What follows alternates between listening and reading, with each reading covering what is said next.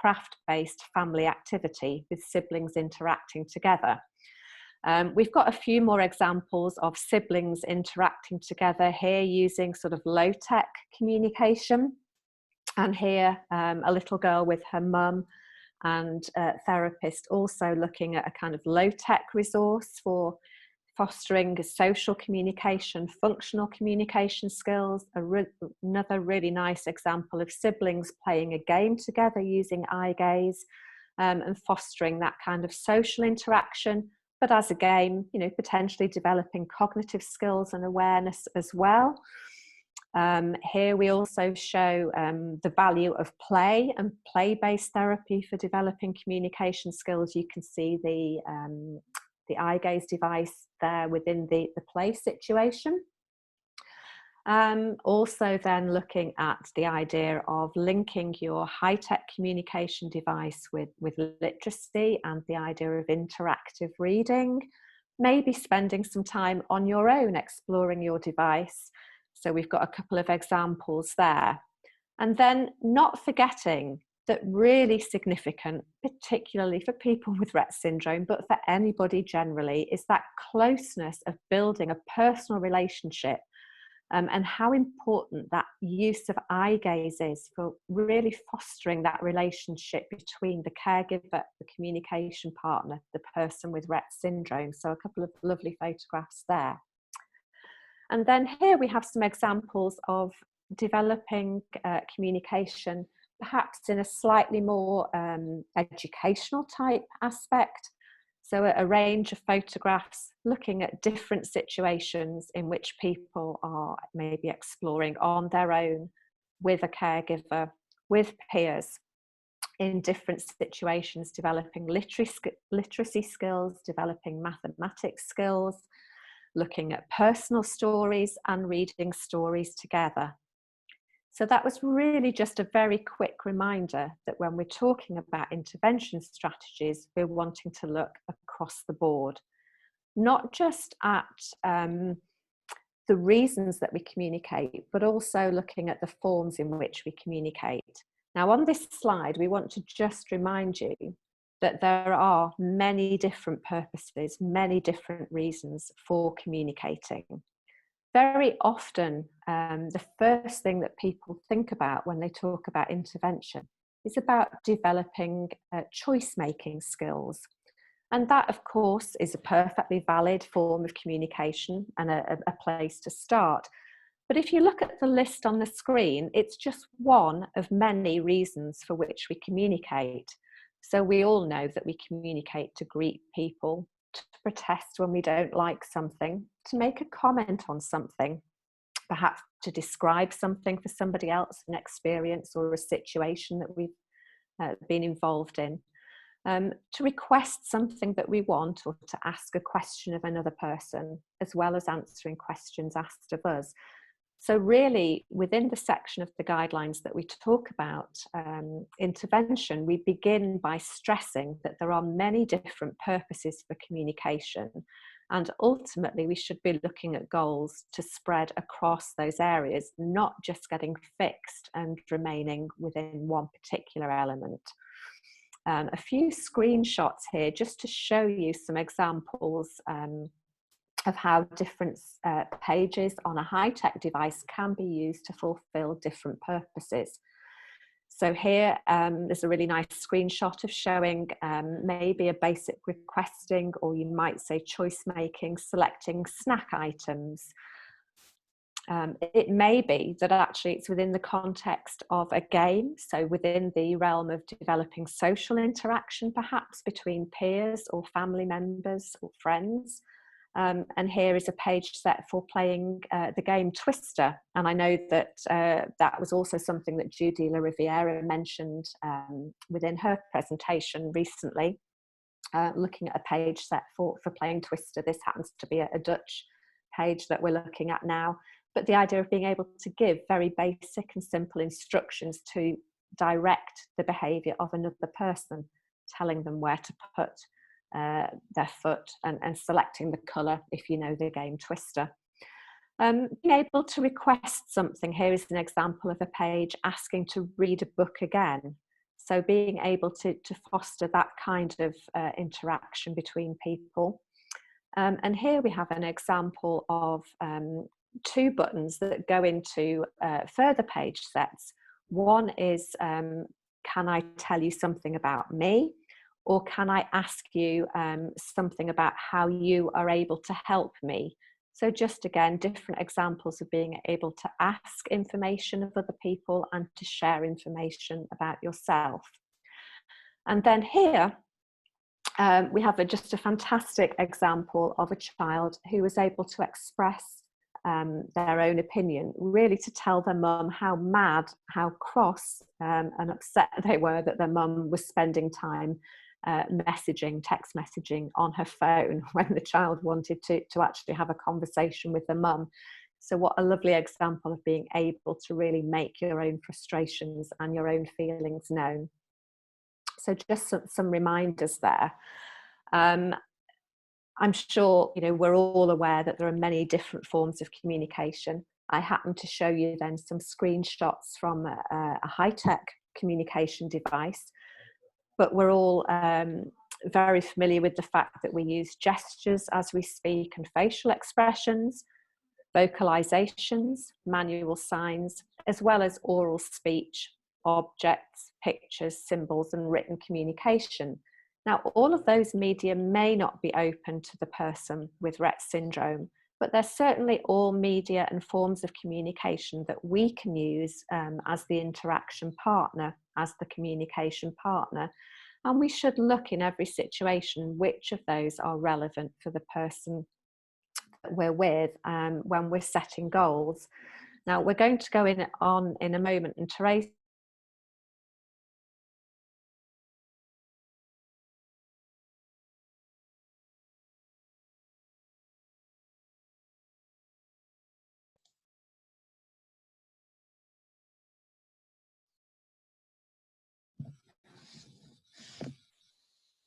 Jill, I think we froze for a second.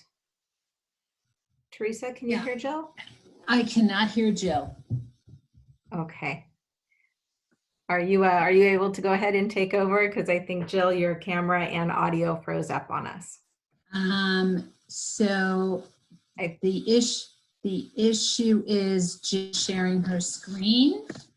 So I cannot advance her slides, but I do have the slides on my computer. So I can pull them up.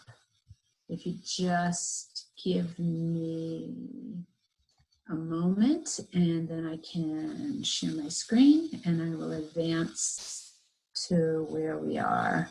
Hello, are you able to see my screen? Welcome back. Hi. Oh, she's back. We love technology when it's our friend, and sometimes it's not. Are you able to see my screen now? Not yet. We can see your video and we hear your audio, but your slides aren't back up yet. Okay, that's really strange. Did you, because I couldn't actually see you whilst I was talking, so I have no idea what happened then. Let me go back. Let's give it a try. And while you're doing that, I'll remind everybody that if you have questions for Jill and Theresa, go ahead and type them into the comments field of the Facebook feed, and we'll address those at the end if we have time. Are you seeing my screen now? Yes, perfect. Yes, and Jill, we heard you through the end of the previous slide. You had described all the forms of communication. So, okay, you saw this slide that's on the screen? Yes. Mm-hmm. Okay, really strange. And that's really spooky because I can see you now, but I couldn't see anybody while I was talking. So I was really talking into a vacuum. So what I was going on to say, what I was actually clearly was talking completely to myself for this slide at least. This was just some more examples of different forms of communication, but in different out and about settings, simply as a reminder that these are, you know, things that are perfectly possible. So a really nice picture here of someone communicating using low-tech symbols on a lap tray in the car. another out and about activity with somebody using a low-tech system to model communication in a bowling alley, or even to think about developing a basic e-tran board in a beautiful countryside out and about setting. You can also use low-tech books on the beach, in the swimming pool. We're going to see some more of that swimming pool later in some video. Even thinking about there in the snow with the snowman having his own pod book. Why not use your communication as a low-tech or a high-tech system when you're out and about in a cafe, at the aquarium, in a discovery park, when you're shopping, and yeah, another example of shopping. So just some reminders of the different kind of forms, functions, settings, purposes for communication. I'm going to hand over to Theresa to talk you through the next set of slides now, and then I'm going to come back later on to talk through some video examples that we have for you. Thank you, Jill.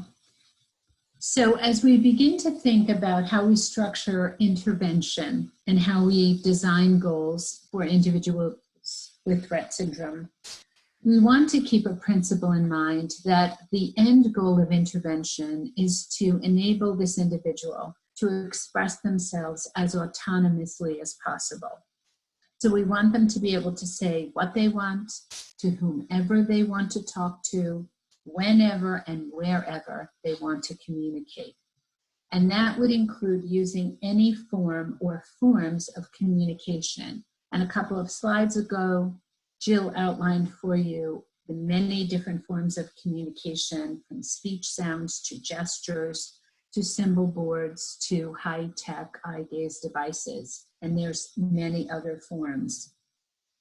We want you to think about having individuals able to use multiple forms of communication, being able to say different things in different ways. So someone may be able to vocalize when they mean yes. They also may be able to eye blink for yes. They also may be able to use an eye gaze system to activate an icon that says yes.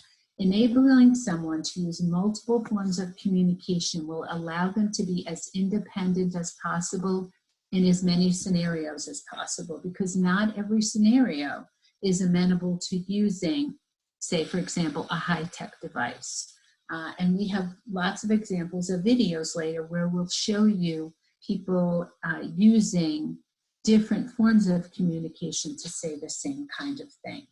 So as you begin to set goals for intervention, you want to consider the different forms as well as the functions. So you want to think about programming for not just requesting, not just being able to make choices, but also being able to protest, to say, no, I don't want that, to say stop, to share feelings, to share ideas, to share information about personal states, and then how you feel, if you have pain, if you're tired, but also to be able to ask other people questions so that they can truly engage in a back and forth conversation.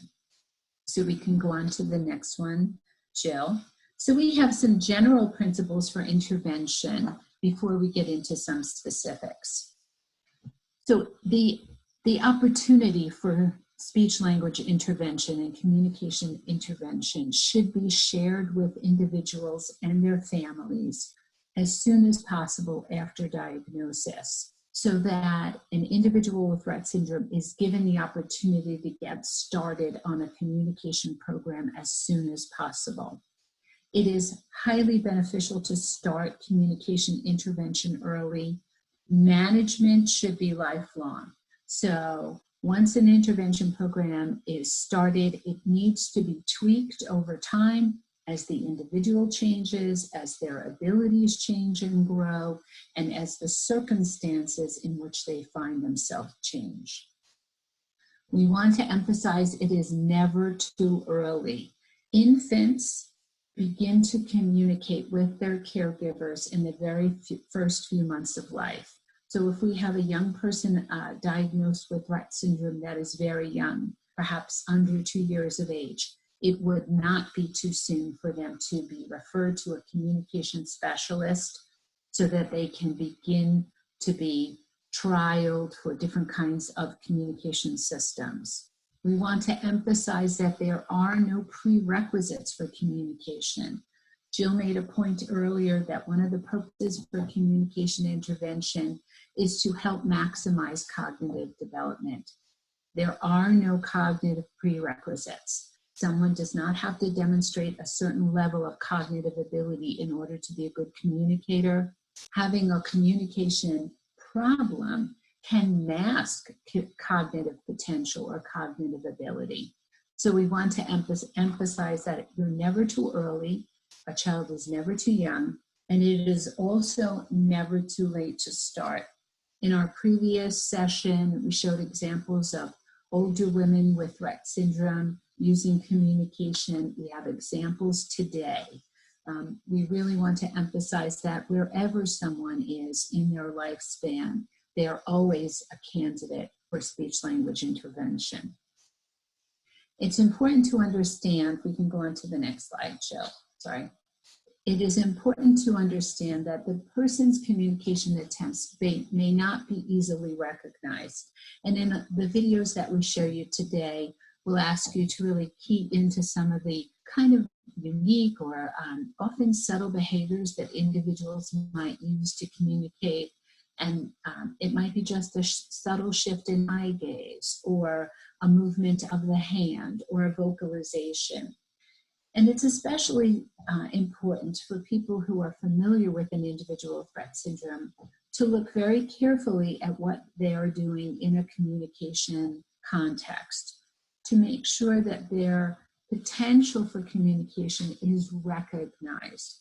Because if an individual's communication attempts are not recognized and then reinforced and treated as if they are meaningful, it could be that they become passive and they become less likely to engage, to initiate, to try to share what they know and what they want.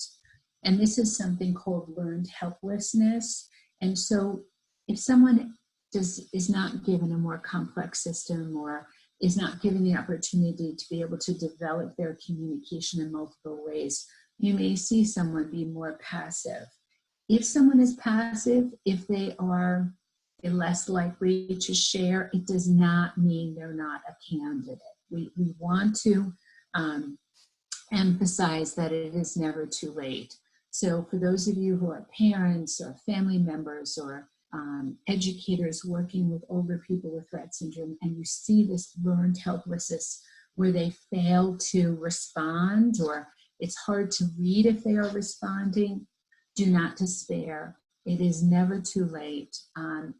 We're hoping that we can share some tips and tricks with you so that you can key into the behaviors the individuals may be demonstrating, and you can help them then on their way in expanding those communication attempts. So let's go on to the next slide. So as you work with someone with Rett syndrome, it's important for the team, and that includes parents or caregivers, family members, close communication partners, to work with everyone who knows this person well, to make sure that the goals are revised, that they are revisited, that the systems they're using are updated, that vocabulary is updated to make sure that it's relevant for the situations in which the person finds themselves, so that intervention is always appropriate to their needs. In the guidelines, we stress that it is preferable that intervention take place in a naturalistic context. So that means in an activity that the person is used to engaging in their daily life, whether that be a conversation with family members, someone going out to dinner with family, going to the park, going to school, being with peers. We understand that sometimes therapists will work with someone in a more clinical environment to perhaps develop a behavior and reinforce the behavior, but it's important that as soon as possible, the rest of the team tries to take that behavior and reinforce it in a natural environment. we've talked about the features of Rett syndrome that can impact communication, and some of those features will make it less likely that someone will be able to consistently demonstrate a behavior.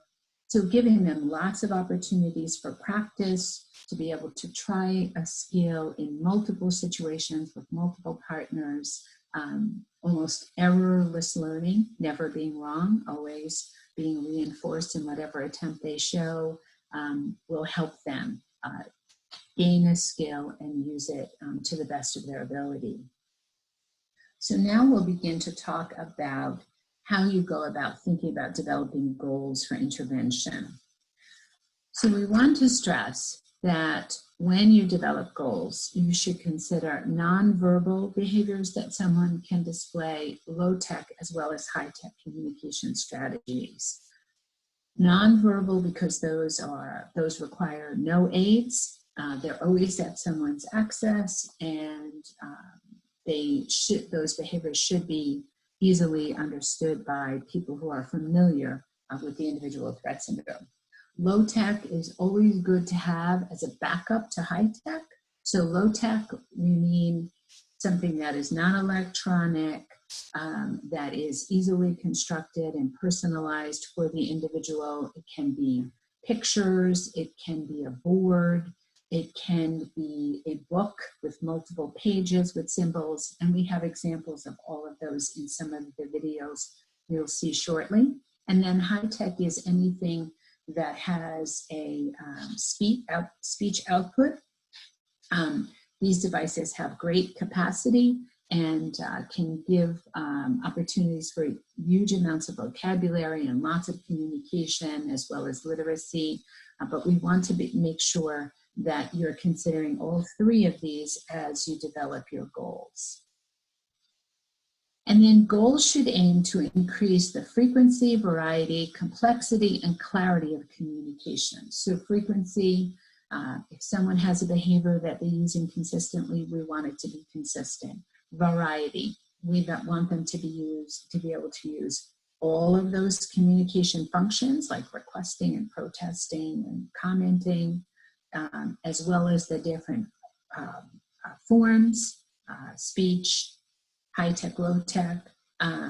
Complexity, we want people to be able to communicate single words as well as multiple word sentences if they are able. We want them to be able to read. We want them to be able to write if they can, so that they can interact with a wide range of communication partners in as many situations as possible.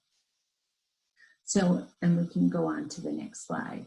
So as we begin to develop goals, we should consider the members of the team and all of their wants and their preferences. So that includes the person with Rett syndrome, their caregivers, and other communication partners. So goals should not be developed in a vacuum. You should engage as many key individuals as possible so the goals are relevant and meaningful. So this is a quote from one of the professionals who responded to our survey. And they recommended that we work with parents to find out about their expectations and discuss what they would like to work on and see if that confirms what we have as professionals have assessed. Thanks, Jill. We can go on to the next slide. We want to make sure communication is developed across multiple modalities and that it is informed by comprehensive and holistic assessment. So we've not yet presented on the assessment sections in the guidelines, those of you who have them, and we hope that as many of you who are as possible have been able to access them from rettsyndrome.org. We have a section on assessment, and then we have a section on specific assessment strategies for AAC. And we talk about comprehensive and holistic, meaning assessing an individual in as many situations as they typically find themselves, in as natural situation as possible, and using communication partners to help interpret behaviors. We can go on. So when we think about intervention, We want to acknowledge any sounds or word attempts that individuals make. Some individuals with Rett syndrome are not verbal, but others are vocal in that they make sounds that are meaningful. Others have been able to acquire single words or speak in some sentences. And if you have an individual who does have those abilities, you want to have goals that maintain those skills and actually have those skills improve if that is a possibility. But that always should be given with intervention for aided AAC, so that again, you maximize that individual's potential for communication. So what we recommend in the guidelines is that goals follow a SMART framework, and this is a fairly widely accepted framework in clinical work and in education. So SMART stands for goals should be specific, measurable, agreed upon, realistic, and time-based. So specific, they should be written as objectively as possible, so anyone who reads the goal understands exactly what is expected. Measurable, we like to put a quantitative measure on that as, you know, do it 2 out of 3 times that is possible, or do it 2 times in a day, so that if we have a measurable metric, we'll know when the goal is achieved. Agreed upon means that the team has agreed upon this goal. Realistic, meaning that this is something that is within the individual's capacity based on what they're currently doing. And this relates to time-based, so that we set a goal that is realistic. So this may not be their own end goal, certainly it shouldn't be, but it should be something that should be able to be achieved in a short amount of time. Say moving someone, if they're not using any symbols at all, moving them to use a certain number of symbols, maybe not as large a vocabulary that we would like them to have in a year or 2, but if we can say that they'll use a certain number of symbols in the next month or 2 months, that's a realistic goal. And then we specify a time so that we know if we need to readjust our goals if perhaps they are too ambitious or they are not ambitious enough. So on the next slide, we have an example of a SMART goal. And this goal was written to improve functional communication. Michelle will engage in a conversation with a peer using all available modalities over 4 turns. So here's Michelle. She's a young woman in her mid-20s here in the US.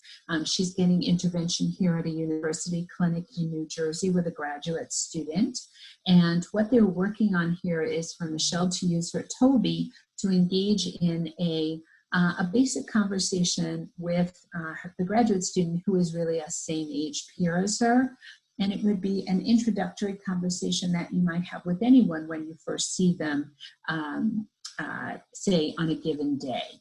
So we have a short video clip for you. I do apologize in advance. The volume for the clip is low, but I'll talk you through it at the end. But basically they're greeting each other and just asking some basic kind of, how are you, what's going on questions.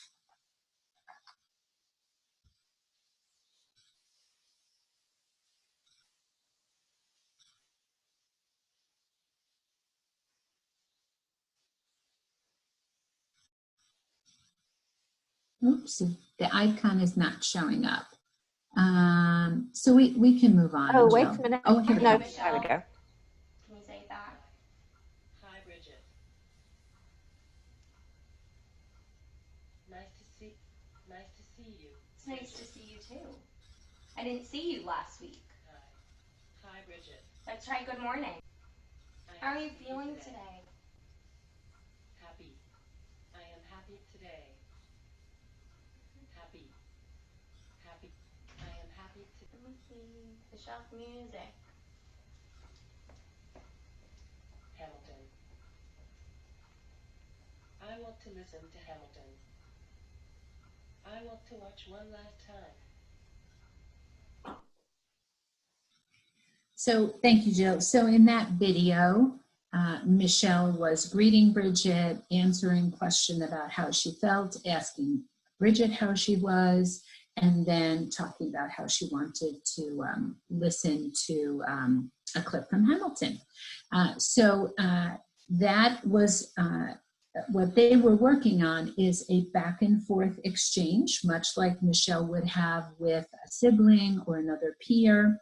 And this would be a way to move Michelle from, say, a single communication event, like just saying, I want this, or no, I don't want that, or I have a pain, but to move back and forth to actually take turns and actually have a conversation with someone. So I hope you were able to hear that. I was just going to add, Theresa, that I think one of the maybe relevant things to say is, with it being measurable, that sometimes maybe previously people have had goals that have really required somebody to pass a certain percentage of times on something. So a bit like being constantly tested, and until you can show that you can do something a certain percentage of times, you can't move on. And it's not exactly that we're saying, because we've talked last time about how people with Rett syndrome, because of all the influences going on in their body, may find it very difficult to be consistent. So the measurements are not quite the same as having to pass a certain number of times. But as you've said here, it might be about extending conversation over 4 turns or something like that. That is your point of measure. Yeah, I think that's a really important point. So we wouldn't want a goal to say, someone has to greet people they meet at school 80% of the time, because on certain days they may make 100. On certain days, if they've got some Rett-related things going on, they may be at 50%. Doing something, a different kind of quantitative measure, or language with a different kind of measure, like you see here, we're saying she should be able to maintain a conversation over 4 turns. So being able to go back and forth with someone 4 times, but we don't say in 80% of conversations. Yeah, thanks. Yeah. So once you've begun to think about the things that might be important and how you might structure those for the individual with Rett syndrome, one of the early goals you might want to talk about is developing a yes-no response. And this is really important because yes-no responses can serve as kind of a foundational response, and they're so applicable to so many different situations.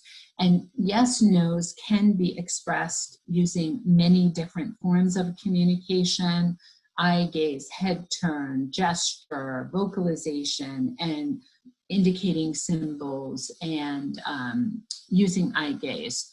But they also can be used to convey multiple communication functions. So yes-no responses can be very, very powerful. So what we suggest in the guidelines is we give strategies on how to help you begin with establishing what's been called a best yes. And that doesn't mean that someone's going to be shaking their head up and down for yes and horizontally for no, or blinking once for yes and twice for no. We look at the individual with Rett syndrome and figure out what movements are under their control, or what movements are you seeing fairly commonly, and you go with what they're able to do, and that will be their best yes. So what you can do is look at them in a context in which you think that they would be acknowledging something, indicating something that is affirmative, and look and see what they are doing. Is it an eye blink? Is it a head turn? And you'll see lots of examples in the videos later. And you can go with that. And as long as the communication partners who know the individual with Rett syndrome can recognize that as their yes and acknowledge it and respond to it, then you can be off. Also, it's important to establish a behavior for no's so that you have them able to express the opposite. And then as these behaviors maybe become better under their volitional control, or their communication begins to develop, they can be modified. I think one of the key things to add to that, which links with what we said last time as well about engagement strategies, is that giving feedback. So as the communication partner, talking through what you're seeing in the person's behaviour, what it is that you're taking as a yes, and describing that so that the individual, at least initially when you're first establishing the yes, gets the idea of what behaviour you're picking up on and what it is that you're taking as a yes. So I see that you're looking at me. I think you're telling me, yes, you want that. You're looking away. I think you're telling me, no, you don't want that. So that it really builds up that idea of cause and effect and understanding the impact that that behaviour is having on the communication partner. Yeah, that's a great point. And now on the next slide, we have lots of ways that individuals can say yes or no. Certainly there are others as well. But you'll see that these ways take multiple forms. And we've got lots of videos that show examples of individuals showing their own unique ways of showing yes or no. So at this point, I'm going to turn it back to Gill, and she'll walk us through some of these videos. Okay, thank you, Theresa. And I'd like to say in advance now as well, thank you to everybody that has shared photographs and videos with us as we've put this presentation together, and as we move into next week's presentation as well. And I think, as Theresa said, it was really crucial for us when we were thinking about what is kind of one really key take-home message that we would like people to get from today's webinar, is the importance of the yes or the yes and no response. And I know, again, it was something that Judy La Riviera touched on in her webinar, if you were able to tune into that last week. And when she talked about how to get started with communication and identifying yes responses. But as Theresa said, it really, once you can establish a yes or a yes and a no, it can be something that is used in so many situations, irrespective of where you are and whether you have access to any other kinds of low-tech or high-tech system. So what we have now is really a compilation of video clips to show you what some of the movements are for individuals that we know, both children and adults with Rett syndrome. So that if you're sitting at home now thinking, gosh, I'm actually not sure what my child's behaviour is for yes, maybe I know when it's no because she gets upset or she turns away. When I'm offering food, she closes her mouth if she doesn't want anything, but how does she say yes? Then maybe you'll get some idea just from looking at some of the videos now about the variation in ways that individuals may have for saying yes and no. And as we go through the videos, we'll also be showing some examples of the same individual, perhaps at two different points in the day or in two different bodily states, so that you can see there are variations within one individual about how they might signal yes or might signal no at any given moment in time. Now we've got a video here, number 2, because it follows on from the SMART goals video. And you need to watch this really carefully, assuming that I can get it to play as yes, more quickly than I did the last video. This is a very, very brief video. It's maybe a second, but you need to look and see how subtle the eye movements can be, but also, despite being subtle, how incredibly clear that eye movement can be. But also very much an indication that you have to be observant, you have to tune in, and you have to be watching so that you don't miss the behaviour. So just watch the screen now. Okay, I told you, really short clip. I'm going to play it one more time and you can watch again.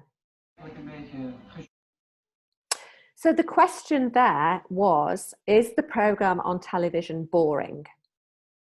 And that was a very clear yes response. That movement of the eyes to the side and down. That individual's very clear yes, but you have to watch her.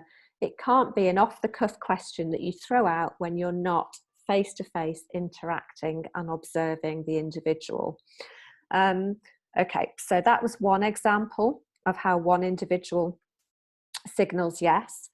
We have two examples now. There will be a sort of fade between the two on this slide of an older individual with Rett syndrome who uses a blink now, so an eye blink for yes. And what you need to notice now in the two portions of the clips that I'm going to show are how that blink can vary within one individual depending on the time of day and depending on the circumstances. So in the first part of the clip, her body is actually in quite an agitated state. There's quite a lot of extraneous movement going on, and you'll see that the blink is much quicker. And in the second part of the video clip, it's later in the day, she's tired, she's sleepy, she's had a long day, and the blink itself is influenced and becomes a much longer, slower blink. But in both cases, very purposeful response to the questions that are being asked. Rosie, how about going for a walk after lunch? Good, yes, okay. Well, Rosie's going to take you, but we haven't got Smudge, unfortunately. Rosie, you look very dozy. Are you tired? Yeah, okay. Are we going to go to the bathroom now so you can use the toilet? Yeah, okay. You had a good dinner though, didn't you? Enjoyed your dinner? Yeah, I think it was your favourite tonight, wasn't it? Good girl, thank you, that's brilliant. Okay, so just I think two lovely examples there of the variation within one individual, but how, you know, you need to again tune in to get to know the individual, to know that those are both very meaningful behaviours, and particularly when she is tired, then giving that little bit of extra time, pausing, waiting for the response and seeing how meaningful that yes behaviour can be. Now, the example there was about somebody responding to very specific individual and direct questions within a conversation using blinks of the eyes. And in that first very short clip that we saw, again, it was a child moving her eyes to the side. Now, in the next two video clips that we're going to see, we have a different child. If you can hear the speech in the video, it is spoken in Dutch. It doesn't matter too much if you don't speak Dutch and you don't understand what's being said, but what you need to pay attention to is the caregiver's use of her hands. So actually asking yes and no, using her right and left hands, always the same order and the same presentation, yes and no. Right hand for yes, left hand for no. It's a routine that's built up. The child knows what to expect, and she is able to look very purposefully and clearly towards the response that she wants to give. So this time it's about directing the eye gaze, if you like, to making a choice and to choosing whether the option is yes or no. And again, we're looking at a conversation that takes place as part of everyday life. Moet je naar de wc? Ja of nee?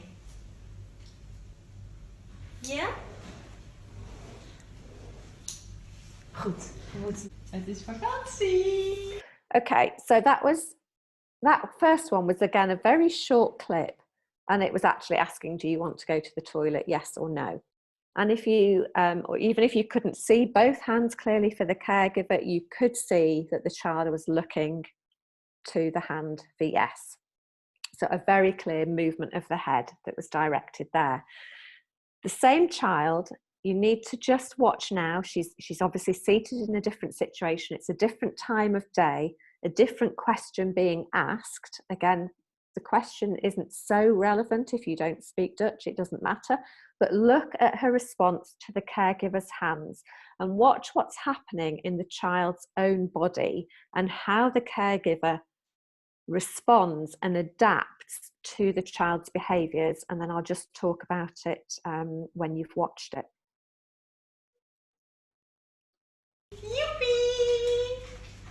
Zou je in de vakantie nog willen werken in je rekenrijk? Ja of nee?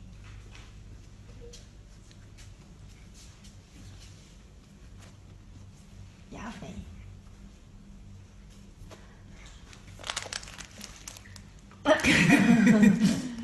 Wil je in de vakantie nog in je rekenrijk werken? Ja of nee?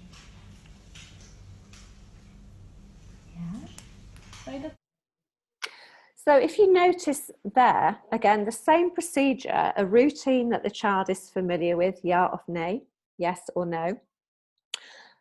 But actually at that time of day, for whatever reason, the position that she's seated in, you're seeing again more body movements coming into play, some of the stereotypical behaviours and movements of her hands and her arm, that becomes a distraction and it's harder for her to focus. So it relates again to what we said in our last session about the influence of the body and the things that are going on inside the body and how that influences the reactions of the person with Rett syndrome. The stereotypical behaviour is getting in the way. The caregiver just temporarily dampens down that stereotypical behaviour by tucking her hand into the lap belt. And you see that immediately the little girl is able to focus on the caregiver and the question and turn her head to look to the response that she wants to give. So just quite a simple sort of tip to think about if those stereotyped behaviours are getting in the way when you know that